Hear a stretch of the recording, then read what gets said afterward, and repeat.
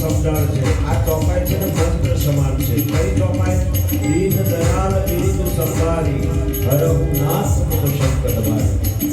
તમને જ્યારે કોઈ ભય સતાવે, કોઈ દુઃખ પડે, કોઈ રોગ સતાવે, જ્યારે તમને કોઈનો ડર લાગે, ત્યારે આ ચોપાઈનું વારંવાર પ્રકટ કરવાથી, સમાન કરવાથી તમને એની અંદરથી છુટકારો થાય છે. આપણું દુઃખ ભાગી જાય છે, આપણો રોગ દૂર થઈ જાય છે.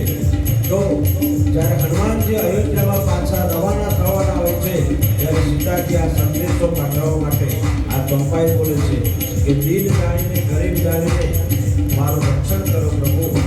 હરહુ નાથ મમ સંકટ ભારી.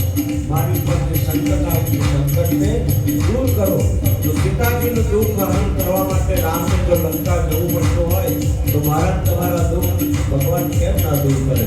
માટે આ ચોપાઈ ખાસ ધ્યાન રાખજો અને મોડે કરી દેજો અને તમે વારંવાર રટણ સ્મરણ કરજો. એનો બહુ મોટો ફળ છે બાપ. ફરી